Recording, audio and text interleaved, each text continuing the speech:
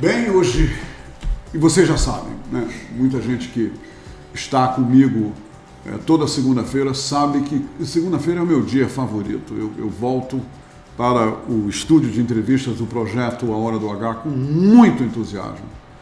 E eu volto porque é tão prazeroso eu começar a semana entrevistando sempre uma personalidade, um grande protagonista na cidade de Manaus, no estado do Amazonas. E hoje é um grande privilégio meu entrevistar o titular da SUFRAMA, um grande profissional, o Marcelo Pereira. Ele está aqui para conversar com a gente, principalmente sobre essa sua experiência. Na verdade, ele veio conversar mesmo. Ele já passou aí, eu tenho assistido aí, e o Marcelo está em todos, já todo mundo conversando com ele, e isso é muito importante, porque ele está entregando para a sociedade tudo aquilo que é importante sobre o polo industrial do Brasil. Eu considero o polo industrial, que ainda tem gente que chama em polo industrial de Manaus, eu considero o polo industrial do Brasil. E eu convidei o Marcelo aqui, o nosso superintendente, para ressaltar nessa nossa conversa a importância estratégica do projeto Zona Franca de Manaus, a Zona Franca do Brasil, para a nossa região e para todo o Brasil. Mas antes eu quero entregar uma coisa para vocês. Sabe, um dos motivos, além do privilégio de ter aqui a presença do Marcelo Pereira, nosso superintendente da SUFRAMA, um outro grande motivo é que, desde o Coronel Igrejas Lopes, e o Marcelo agora, ele diz, Humberto, acho que isso foi em 1987, 88, por aí, mas não importa o ano. Mas eu me lembro muito bem que desde o superintendente da SUFRAMA, Igrejas Lopes, de saudosa memória, uma pessoa que muito gentil, um camarada fora de série, desde a sua administração eu tenho entrevistado todos os superintendentes da SUFRAMA. Só faltava o Marcelo, e isso está sendo resolvido a partir de agora, e nós vamos conversar com o nosso superintendente Marcelo Pereira. Tá bom? Fique com a gente porque tem revelações muito boas nessa entrevista. Superintendente, meu caríssimo Marcelo Pereira, seja muito bem-vindo. Roberto, eu agradeço pessoalmente como pessoa, agradeço como instituição. SUFRAMA ela é muito importante na Amazônia Ocidental, no Amapá e para o Brasil, como você falou. E é uma satisfação sempre estar aqui contigo, é a segunda vez que eu estou aqui contigo. Eu vim como técnico da SUFRAMA, agora volto como superintendente, mas acima de tudo, eu acompanho tua carreira também há muito tempo, posso dizer que desde muito jovem. Pode dizer. Desde muito jovem. Uhum. Então você tá entrevistando um fã também. Obrigado, Marcelo. Estou à disposição. Meu superintendente, me diga uma coisa. É uma pergunta que cai no lugar comum, mas eu tenho que lhe fazer. Eu perguntei a outros superintendentes, e aí agora é a sua vez de eu perguntar isso. Hoje, mais do que nunca, o projeto Zona Franca de Manaus, que eu chamo agora de Zona Franca do Brasil, é um projeto inegociável. Não tem como negociar esse projeto. Sim. Roberto, para a gente falar da Zona Franca de Manaus, a gente não pode esquecer da nossa história como sociedade. A gente conhece muito da formação do homem amazônico, das origens da Amazônia como um todo, mas o projeto econômico de Amazônia, para além do comércio intertribal, a gente vem conhecer ele mesmo a partir das capitanias hereditárias, Grão-Pará e economia da borracha. Ali a gente provou um pouco do progresso, onde nós nos tornamos a grande capital do país naquela economia da borracha, pujante, que foi até 1912 e posteriormente em 1942 com os acordos de Washington para produzir borracha na Segunda Guerra Mundial, trouxe novamente uma vontade de ser uma grande metrópole novamente.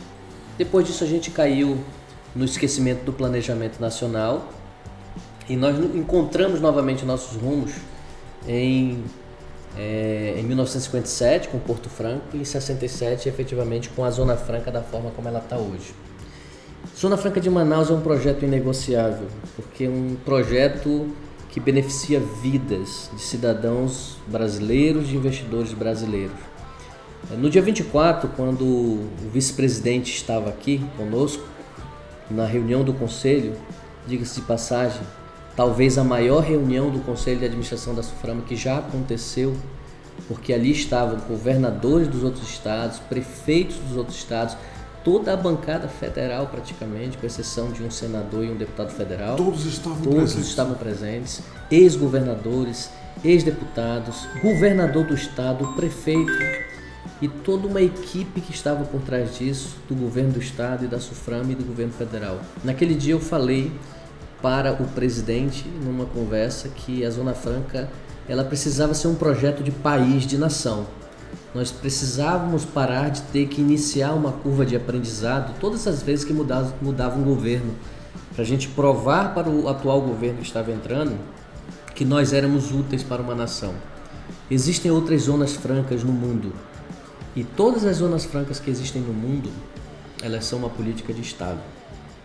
Elas são um projeto de nação, onde o seu país utiliza de forma estratégica. E aqui a Zona Franca de Manaus não pode ser diferente, Humberto. E é por isso que é um projeto inegociável. Porque se fala muito em mudar a matriz econômica do Estado. Sim. Eu lembrei agora há pouco a economia da borracha. A matriz econômica é uma matriz de incentivos. Por quê? Porque nós estamos a 1.500 quilômetros da foz do Rio Amazonas. Nós estamos numa região periférica altamente monitorada por leis ambientais, onde a terra que você tem, você não pode utilizá-la em sua plenitude, somente 20% dela. E o restante dessa terra você tem a obrigação de cuidar dela, porque a Amazônia, conhecida no mundo como o pulmão do mundo, mas ela é essencial para a manutenção de chuvas no país inteiro, manutenção nos continentes. Nós temos 3 grandes florestas tropicais no mundo e a nossa é a maior de todas. Então o projeto é um projeto nacional, é inegociável, porque no ano anterior esse projeto faturou 170 bilhões. E quando a gente fala em matriz econômica, nós não podemos esquecer que quando nós olhamos para a indústria, Humberto, a indústria não é uma matriz, ela é um vetor. E toda matriz é composta por uma coletânea de vetores, na horizontal e na vertical. Esse é o conceito de matriz. Então, talvez a crítica econômica ao modelo é que talvez o modelo industrial, o vetor industrial, ele seja muito mais proeminente que os demais vetores, e isso tem causado uma dependência. Mas a ideia é que o vetor industrial continue a crescer, mas a gente precisa desenvolver os demais vetores do comércio, do serviço, do turismo, da agroindústria, da mineração, dos serviços ambientais. São vetores econômicos que precisam voltar para a matriz econômica do Estado. Então a matriz não tem que mudar, ela é dada. E todas as vezes que a gente matou a matriz, que era a matriz de incentivos lá na economia da borracha, quando nós passamos a deixar de subvencionar a navegação a vapor na região, nós matamos o projeto de locomoção e de dinâmica social e econômica aqui da região. Então a matriz está dada, a gente precisa trabalhar vetores. Superintendente, eu trouxe uma cola aqui. Para lhe entrevistar é preciso de cola. Fique à vontade. São assuntos tão sensíveis, mas olha, na minha cola está anotado o seguinte: o motor da economia amazonense, a Zona Franca de Manaus, que acaba de completar 56 anos, é sustentado por uma política de incentivos fiscais federais e estaduais. O modelo tem pela frente um dos seus maiores desafios: manter-se competitivo face à reforma tributária. Eu gostaria muito que o senhor confirmasse essa informação, mas também tirasse uma coisa do meio do caminho dessa nossa conversa, porque depois que eu anunciei que você estaria aqui hoje, o que me mandaram de questionamentos dizendo: você não pode deixar de perguntar isso, Humberto, pergunta a opinião dele. Que leitura ele fez da ministra Simone Tebet ter declarado que os incentivos fiscais concedidos à Zona Franca de Manaus se exauriram? Que história é essa? Até porque, não é superintendente, tem um negócio que é interessante sobre jornalismo. O que você diz não é exatamente o que a pessoa que te ouve entende. Então, qual é a sua leitura disso que foi publicado vastamente, que a ministra Simone Tebet disse que os nossos incentivos fiscais da Zona Franca de Manaus se exauriram? Como é que o senhor traduz isso? Bom, Beto, eu fui questionado, inclusive, eu fui deixar o secretário no aeroporto, o Wallace, e me questionaram isso também. Eu, por sorte, né, eu já tinha escutado toda a entrevista, a sessão que a ministra Tebet tratou, particularmente como economista, como professor de economia e como membro do Estado brasileiro, porque exerço uma função de Estado. Eu não encarei a fala da Tebet como uma perseguição ou um ataque à Zona Franca de Manaus. Primeiramente porque a ministra Tebet, ela é responsável de planejar o gasto público. Ela é a ministra do planejamento hoje. Quando você está na sua casa, você precisa definir quais são as prioridades. E quando ela fala de incentivos, ela não cita a Zona Franca de Manaus na fala dela. Ela cita o modelo de concessão de incentivos tributários do país se exauriram. Então foi isso que ela quis dizer. Foi isso que ela quis dizer. Porque o que acontece? Se todas as vezes que a gente quiser promover o desenvolvimento de atividades produtivas, a gente tiver que conceder incentivos fiscais, nós estamos ferindo as leis de competitividade mundiais e globais, né? Hoje, por exemplo, a Zona Franca de Manaus, ela é um modelo aceito pela Organização Mundial do Comércio, que são os principais contenciosos que acontecem em relação a tributos, a áreas de exceção tributária, se dá dentro da OMC. E no último contencioso, que foi vencido em 2019, a Zona Franca de Manaus ela ficou fora. A própria OMC deixou muito claro que, por ser um modelo que promove dinâmica social e econômica fora dos grandes eixos da nação, ou seja, leva desenvolvimento para uma região que não pode ser tratada de forma igual às demais, então é um modelo de sucesso, um modelo exitoso, é o modelo mais antigo de desenvolvimento social e econômico. O pessoal fala da Zona Franca de Manaus com a ideia de 1967, mas a primeira semente de Zona Franca foi plantada na Constituição dos Estados Unidos do Brasil em 1946. Interessante. Quando foi definido que 3% das rendas tributárias da nação deveriam ser destinadas a projetos de valorização econômica na Amazônia. Surgiu a Sudã nessa política e surgiu a Suframa mais tardiamente, que veio tratar muito mais da Amazônia Ocidental. Então, em relação a Tebet, a fala dela, eu não vejo como um ataque, eu vejo como algo que nós precisamos sentar, internalizar críticas sobre modelos tributários e preparar os passos dos próximos 50 anos que virão. Iniciou a nossa contagem regressiva dos próximos 50 anos. Nós temos 50 anos pela frente. Ainda. Né? E aí você falou algo aí na sua discussão sobre os desafios da reforma tributária. Sim. Eu queria contar uma história para ti. Eu estive no Japão em 2019. O Japão é conhecido como a economia mais liberal do mundo. E o IVA, o Imposto de Valor Agregado, que é mais ou menos o que está tentando ser feito aqui no Brasil. É um IVA, é um Imposto de Valor Agregado. O IVA dele é de 7%. Você já imaginou você, cidadão, pagando 7% de tributo para qualquer coisa que você consome? Seria um sonho. E o Taruaço, que era o Eles praticam um tributo único? Eles praticam um tributo único, 7%. E o Taruaço, que era o ministro das Finanças japonesas, e foi primeiro-ministro também, eu questionei ele que o Brasil iniciava a discussão da PEC 45, lá em 2019. E eu disse, o que o senhor teria para me falar em relação ao imposto de valor agregado? Porque no Japão é 7%. E ele disse, Marcelo San, infraestrutura, Japão tem. Brasil, não me responda. Brasil tem. Segurança, tecnologia, infraestrutura. E por aí ele elencou 12 grandes áreas onde o Estado brasileiro precisa estar atuante. E que no Japão eles estão lá na frente. E no Japão eles estão lá na frente. E por isso ele finaliza. O imposto e o tributo é aquilo que eu preciso para poder dar conta dos serviços que o Estado precisa oferecer ao cidadão. do seu país. Se eu fosse falar no IVA brasileiro neste momento, eu tenho certeza que ele não vai reduzir carga tributária no país. Logo, se o modelo Zona Franca de Manaus ele é um modelo de incentivos fiscais e tributários, em relação à vantagem competitiva e comparativa do polo industrial de Manaus em si, eu fico mais tranquilo, porque com uma carga tributária elevada, eu consigo dar os créditos necessários para que as indústrias tenham vantagem competitiva e comparativa para ficar aqui. Porque, lembrando, como nós somos deficitários em todas essas áreas, logo o nosso IVA vai ser muito alto para que o Estado brasileiro possa arcar com todos os compromissos de infraestrutura, educação, saúde e por aí vai. Bom, essa é uma parte da história. Outra parte da história é o viés de manter o polo industrial de Manaus ativo e pujante para que ele possa olhar para o futuro. Mas nós temos o outro lado da história, qual seja, manter a dinâmica econômica e a capacidade de arrecadação tributária do Estado do Amazonas. Esse é o calcanhar de Aquiles. E aí está o nosso problema. Por quê? Porque na reforma tributária eles falam do princípio do destino. Hoje a tributação se dá na origem. Sim. E a proposta de reforma tributária é o princípio do destino, ou seja, tributar lá em quem consome o serviço, em quem consome a mercadoria, em quem realmente o destino do faturamento da nota.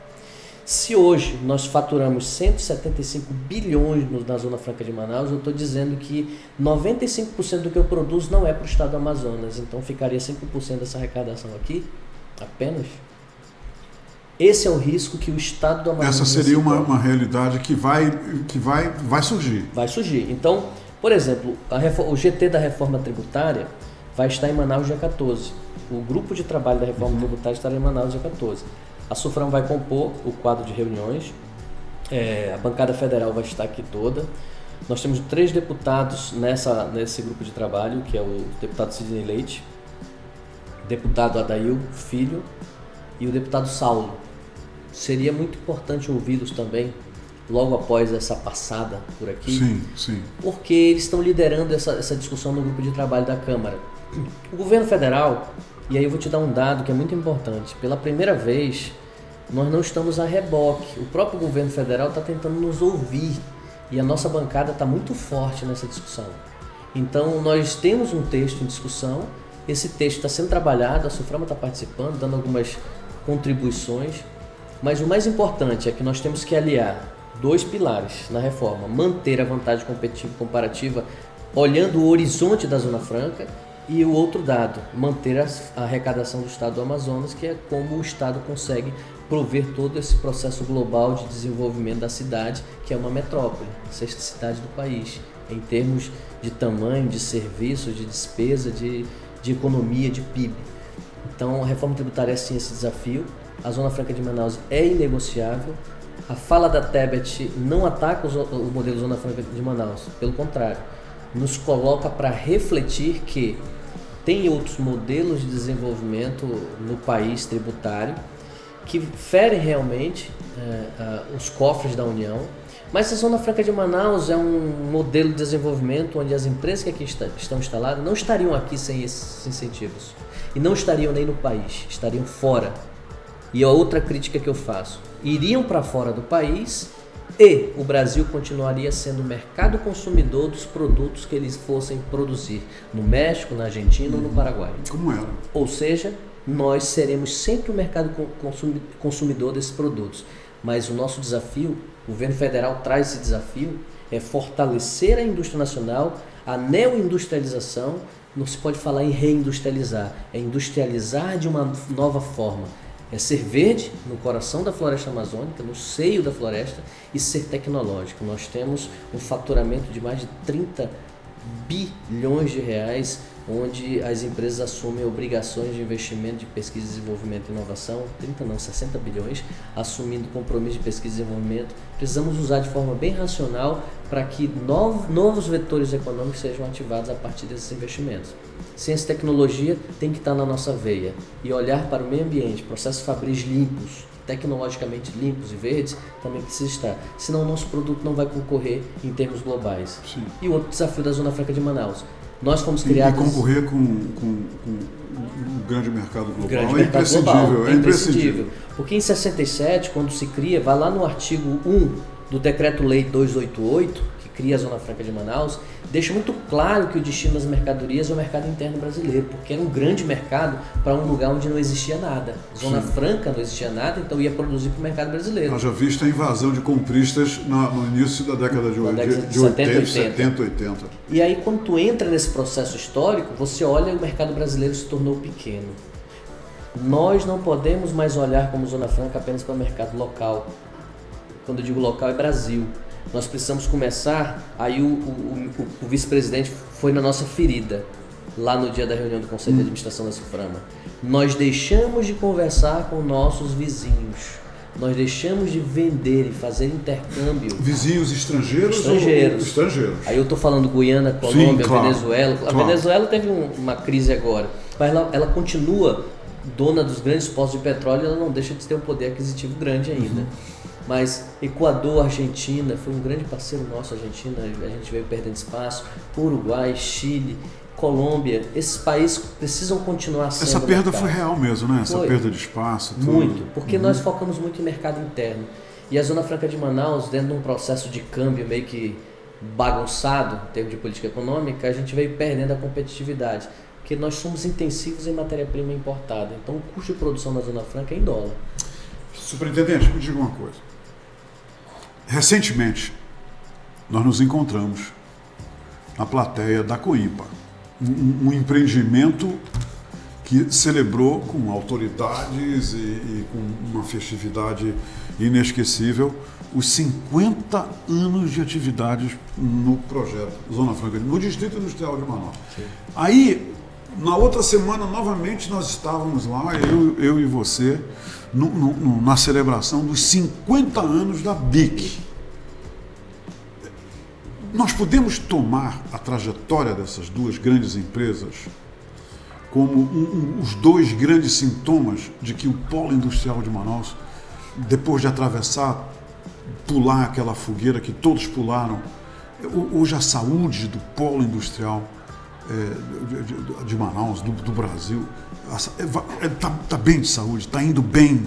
Quer dizer, muito bem, obrigado, Distrito Industrial, porque olha só, a média mensal de empregos do PIM em 2022 foi de 109.807 trabalhadores, alta de 4,3% ante do mesmo período de 2021, com 105.550 trabalhadores.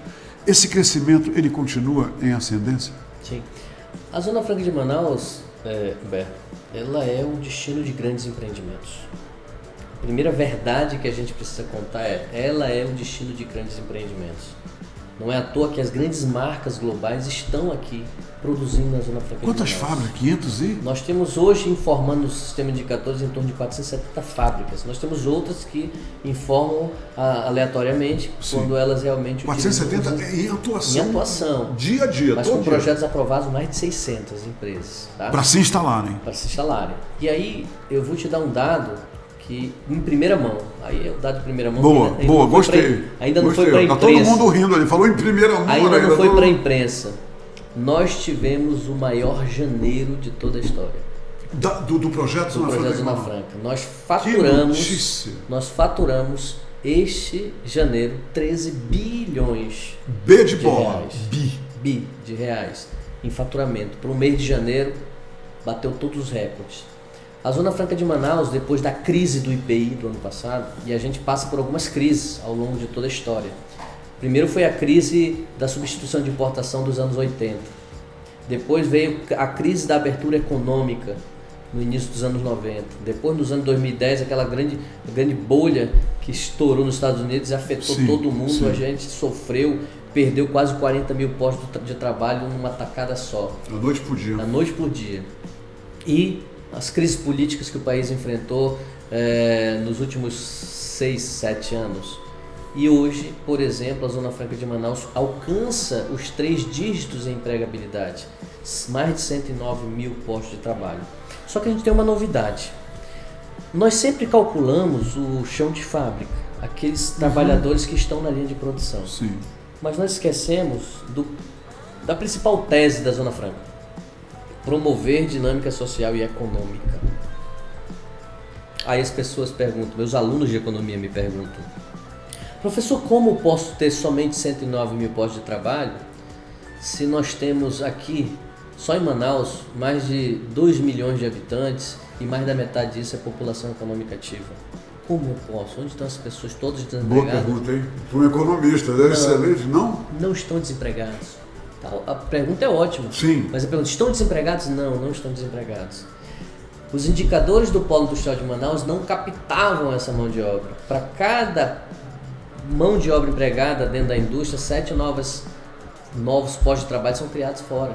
É isso que chamam de emprego indireto, é? Emprego induzido. Induzido. O emprego Induzido. direto é aquele que está na linha de produção. O indireto é que está no escritório, no RH, no pessoal que não está envolvido com linha de produção. Eu pensei que o indireto fosse fora da fábrica, os Esses fornecedores são e os tudo. empregos induzidos. Induzidos. E tem os empregos de cadeia produtiva. E também tem um outro emprego que é o emprego induzido do ecossistema de P&D. Nós temos quase 40 mil Pesquisa pessoas e desenvolvimento. trabalhando em pesquisa, desenvolvimento e inovação hoje. São salários com valor agregado muito maior. Sim.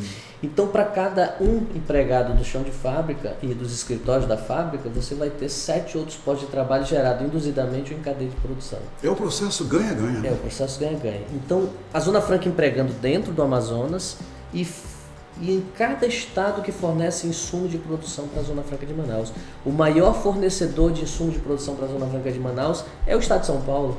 Logo, existem fábricas que foram criadas em São Paulo para produzir, tendo como cliente a Zona Franca de Manaus. Estão Produzir para o cliente aqui. Para o cliente aqui. A Zona Franca do Brasil, não há o que discutir. Nós estamos discutindo hoje uma guerra fiscal entre os estados. Mas em relação ao projeto, o modelo, a sua eficiência, o seu sucesso, a sua eficácia, não há dúvida. Isso é indiscutível. Isso é indiscutível. E gestão pública, gestor da SUFRAMA é aquele cara que vai controlar e vai orquestrar as equipes que estão trabalhando. Eu costumo dizer dentro do processo de discussão, o modelo Zona Franca é um modelo econômico, mas ele é político e técnico. Você precisa de uma tração política porque nós somos um modelo de 5 estados. E aí, o Arara, né? Acre, Rondônia, Amapá, Roraima e Amazonas. Sim. Então, quem esquecer, lembra da Arara, né? São as iniciais, eu já tinha ouvido isso antes. As iniciais dos 5 estados. Sim. Mas sem a tecnicidade para compreender o modelo, não adianta. Qualquer força política não vai conseguir tracionar o modelo sem justificativas técnicas. Superintendente, o ex-deputado federal Bosco Saraiva foi confirmado como novo superintendente da SUFRAMA? Isso aí já é ponto pacífico, bateram o martelo. Qual é hoje a situação? Bom, o deputado Bosco, eu já tive contato com ele, já conversamos sobre um planejamento de uma transição na SUFRAMA. Então está confirmado. Eu recebi ligação de Brasília informando que havia o acordo político para nomeá-lo, é questão de tempo, a portaria de nomeação sair. Ainda não saiu a portaria? Ainda não saiu a portaria de nomeação. Então, estou superintendente até sair a portaria de nomeação e a minha exoneração. Olha a minha sorte, tá vendo? Eu peguei assim, quando você estava chegando numa prancha de pulo. Exoneração. Eu tenho apresentado ao deputado Bosco problemas estruturantes que precisam ser tratados. Mas já existe um processo velado de transmissão, né? de transição, né? Não é isso? Já está acontecendo. O que eu tenho conversado com o deputado Bosco são informações públicas, mas que muitas vezes são públicas, mas estão escondidas. Você tem que pesquisá-las. São os grandes problemas e gargalos da gestão pública, os desafios da SUFRAMA como modelo para os próximos 50 anos. Em relação a dados detalhados, eu só vou poder passar para ele quando ele realmente, efetivamente tomar posse, assinar o livro de posse. Por quê? Porque nós lidamos com sigilos fiscais das empresas e sigilos industriais. Isso é muito importante. Hoje o guardião desse sigilo sou eu. Uma área muito delicada. Muito delicada. Futuramente, o guardião desse sigilo será o deputado Bosco, assim que ele for confirmado. Então essas informações mais delicadas, mais estratégicas, eu passarei a ele assim que ele tomar posse na transmissão do cargo. Sou servidor de carreira, vou estar por lá auxiliando ele nessa transição. E a SUFRAMA ela tem um corpo técnico muito qualificado, que é formado, forjado naquele fogo para dar conta do serviço que ele está. uma mão de obra que você não pode imaginar a qualidade que aqueles servidores têm. Que Conhecimento, bacana. sem ser advogado tributarista, tem um conhecimento tributário inigualável. Nós realmente temos um corpo de muita qualidade. Um corpo que eu conversei com o ministro e já conversei também com o deputado Bosco, já conversei com a bancada. É um corpo que precisa ser valorizado. Afinal, os servidores da SUFRAMA estão há 10 anos sem ter pelo menos a correção da inflação. Você imaginou você passar 10 anos sem a correção da inflação? Sério, superintendente? Isso é um problema muito grave. Sim, sim. Porque aí nós vamos ter servidores públicos onde eles não vão poder se dedicar integralmente ao seu serviço. Eles têm que montar estratégias de como sobreviver. E muitas dessas perpassam pelo terceiro expediente, dando aulas fora da instituição, em faculdades. Fazendo bico. Fazendo bico. Alguns motoristas de aplicativo, tá? Outras colegas fazendo quitutes. Então, são situações onde a gente precisa valorizar a mão de obra. São servidores de qualidade. Sim, concordo, muitos servidores já deixaram a SUFRAMA. Plenamente. Muitos já deixaram a SUFRAMA e foram para a iniciativa privada, porque afinal o boleto chega no final do mês. Chega. E temos filhos para sustentar, a família para sustentar. Sem dúvida. Mas são pessoas valorosas e valiosas que precisam ser reconhecidas. Superintendente Marcelo Pereira, parabéns pela missão que você vem cumprindo já assim, né, na etapa final. Parabéns. E vou falar uma coisa só para você.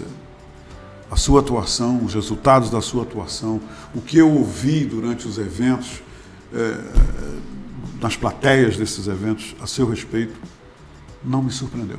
Mas não me surpreendeu mesmo, porque eu também sou teu admirador, principalmente por se tratar de uma pessoa da terra, que ama a terra, que tem o Amazonas como um grande beneficiário da sua expertise, dos resultados profissionais. E para mim foi um privilégio conversar contigo aqui nesse momento, no momento que você está se despedindo. Parabéns, leve o meu respeito, os meus aplausos para toda a sua equipe lá na SUFRAMA. Você tem razão, a situação precisa melhorar para eles. Eu creio que os anjos digam amém, essa situação vai melhorar. E a gente vai continuar se encontrando por aí nas plateias dos eventos da SUFRAMA, porque você só cumpriu uma missão e volta para o seu lugar de origem. E parabéns. Marcelo, parabéns. Eu que agradeço. Parabéns mesmo. Agradeço a oportunidade, em nome dos servidores da instituição, do governo federal que eu represento hoje. Eu vejo um bom progresso para o modelo e eu acho que nós vamos sair bem mais fortes. Roberto, como te falei, sou fã. Obrigado. E agora eu ganhei um fã.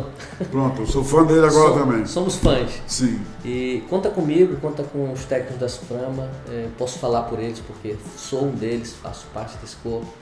E independentemente onde eu estiver, se na SUFRAMA, ou servindo a outro órgão, ou servindo ao governo federal fora do Amazonas, eu vou estar aqui olhando pelo modelo Zona Franca como o meu objeto de vida. Afinal, as minhas raízes, o meu povo está aqui. Eu acho que um grande resultado, você estava falando aí, eu pensei nisso, um grande resultado desse teu período como superintendente interino e que é como a Zona Franca, como um modelo indiscutível, é o seguinte: todo mundo agora sabe que tem um técnico na SUFRAMA, atuando na SUFRAMA, que está pronto para segurar essa tocha novamente, se for preciso. Porque você demonstrou isso muito bem para todos e para tudo. Parabéns. Muito obrigado. Parabéns. Gente, por hoje é só. Mas amanhã, se Deus permitir, a gente volta a estar aqui.